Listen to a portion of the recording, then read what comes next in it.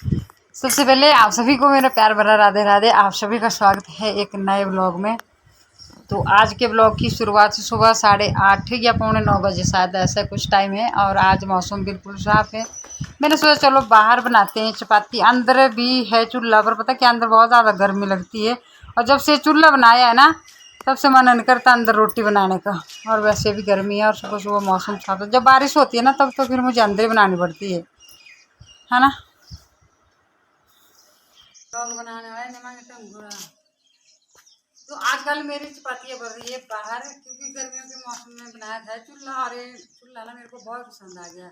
चूल्हा तो अंदर भी है पर पता क्या है अंदर बहुत ज़्यादा लकड़ियाँ लगती है और जब बहुत ज़्यादा लकड़ी लगती है ना तो बहुत ज़्यादा गर्मी लगती है। और ये चूल्हा जो है ना खास बात तो है कि पतिदेव ने बनाया तो बहुत अच्छा है। और इतनी सी लकड़ियाँ लगाकर भी चपाती तैयार हो जाती है। इस पर पता नहीं लगता भी यहाँ आग जली है कि नहीं जली है। और दूसरी खास बात है कि इतना बड़ा आंगन खुला खुला ना यहाँ पे मन करता है। पहले हमारे आंगन में था बिल्कुल छोटा आंगन था। तो पंकज के पापा जी को ब्लॉगिंग करने के लिए बोले ना तो उनसे बिल्कुल भी नहीं आती करने और मना करते हैं मेरे से नहीं आता भी ये काम करने की। देखिए वीडियो बना देते हैं ऐसे अच्छी, ठीक है। और ये मेरी चपाती बन चुकी है तो मैं इनको अंदर रखने के बाद अब मैं जाऊँगी घास लाने के लिए क्योंकि कल शाम को भी नहीं काटा था घास। कल शाम को बारिश हो गई थी और अंदर ही ले जाती हूँ उसको और फिर घास नहीं काट पाए थे। और हमारे ना ये स्लेट वाली छत गिरने वाली है। और ये जो चूल्हा है मैंने आपके साथ पीछे भी ब्लॉग शेयर किया था।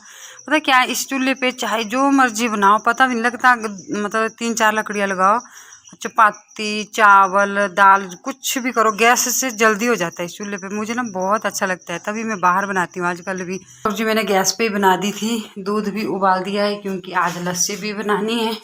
और आदत पड़ गई अब बाहर वाले चूल्हे में बनाने की। ऐसे चूल्हा तो ये भी तो इसमें पता है क्या है बहुत ज़्यादा लकड़ियाँ लगती हैं और जब बहुत ज़्यादा आग उठती है ना तो बहुत ज़्यादा गर्मी लगती है।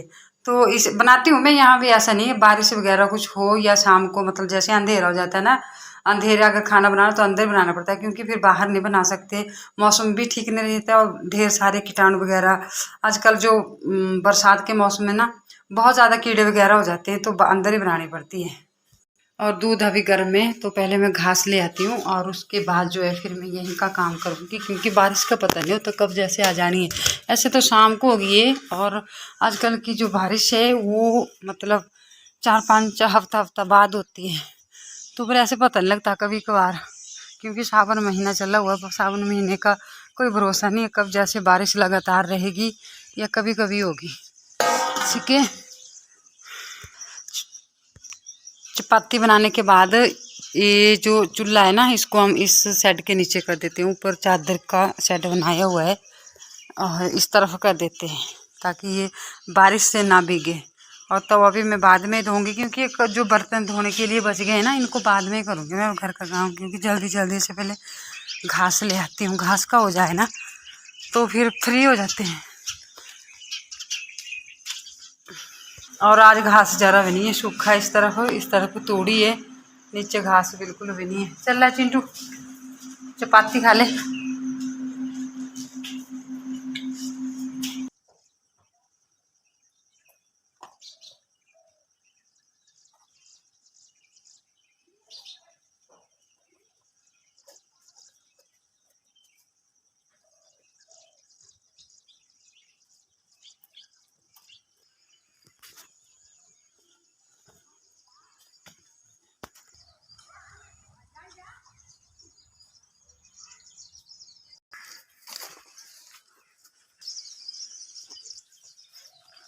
तू से बोला तेल नहीं पूरी ते बथेरी पूरी तेल तो बथेरी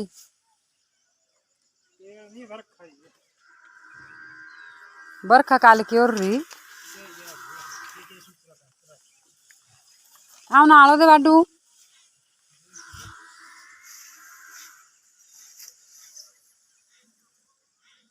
ये ते किनारे भी लग जा रही हवा।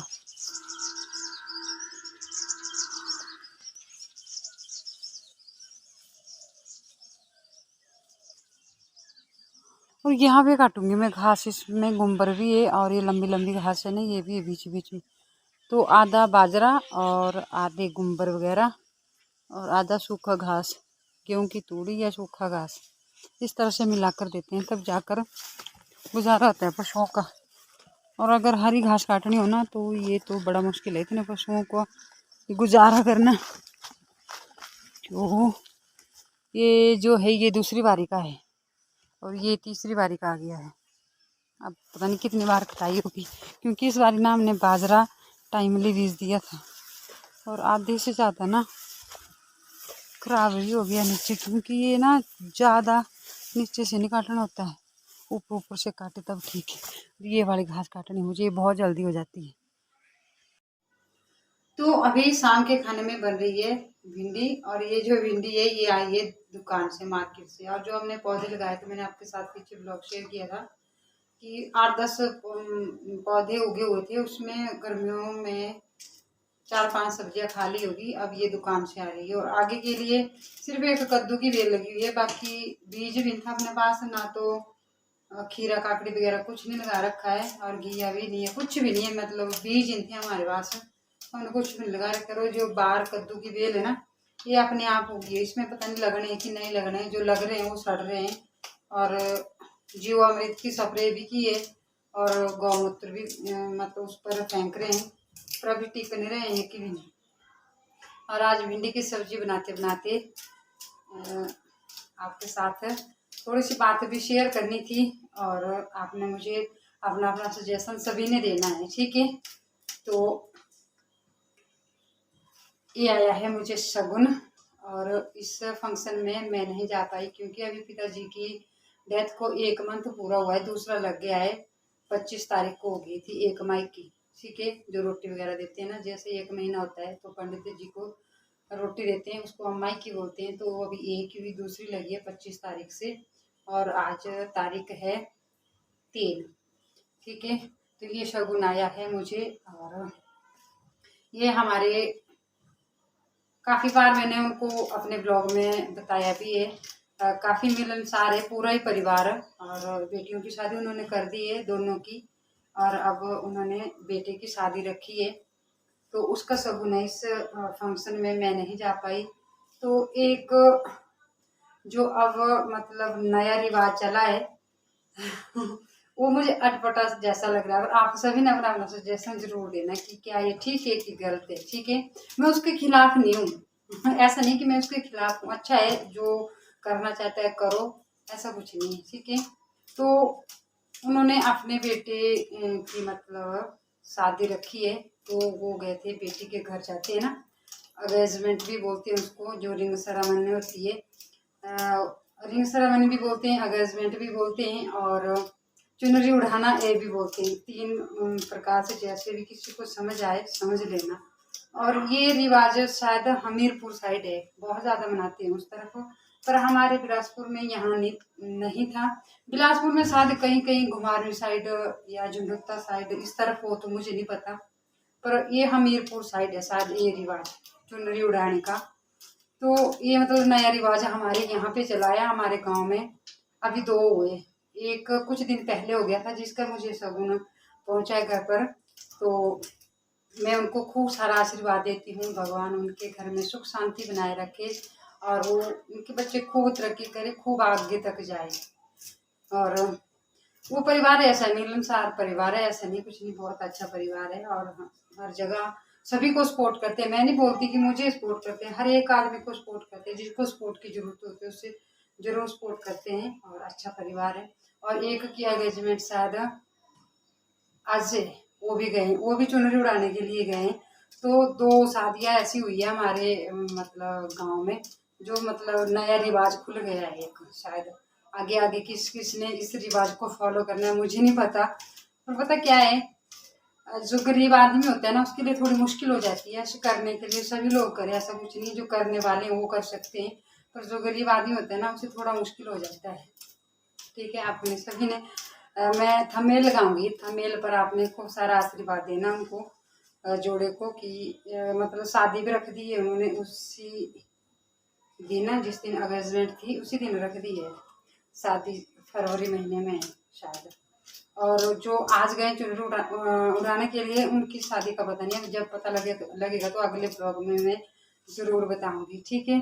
तो मैं भगवान से प्रार्थना करती हूँ कि उनका सुहाग सदा अटल रहे और भगवान उनके घर में खूब सारी खुशियाँ बनाए रखे और उनका परिवार ऐसे ही हंसता मुस्कुराता रहे। और ये सुहागी में चलो मैं बता देती हूँ, क्योंकि जो बताने की चीज़ होती है ना उसको ज़रूर बताना चाहिए। तो सुहागी में एक रुमाल है, ठीक है, और एक है बिंदी का पत्ता।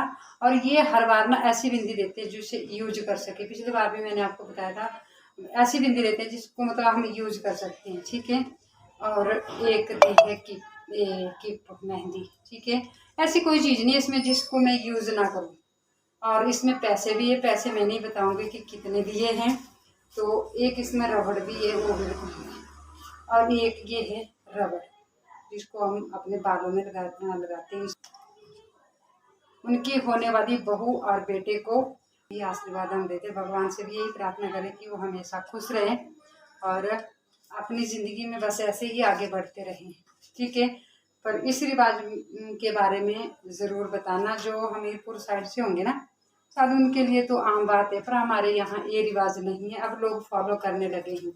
तो फर्स्ट टाइम इन्होंने जिनका मैं थंबनेल लगाऊंगी, थंबनेल देखा है आपने, इन्होंने फॉलो किया है। और दूसरे जो परिवार है वो आज गए हैं, तो उनके भी बताऊंगी, उनके बारे में भी बताऊंगी मैं कि दूसरी बार उन्होंने फॉलो किया है, ठीक है। तो माता रानी को खुश रखे और कृष्ण भगवान की कृपा सदा उनके ऊपर बनी रहे। तो एक बार मैं फिर से बता देती हूँ कि मैं खिलाफ नहीं हूँ इस रिवाज के। अगर आप ऐसा सोचेंगे नहीं मैं खिलाफ हूँ, खिलाफ नहीं हूँ, पर नया रिवाज है ये, मैंने आपको बताया है, ठीक है। तो अपना अपना सजेशन सभी ने देना है। जय श्री राधे, जय श्री कृष्ण, जय देवभूमि हिमाचल।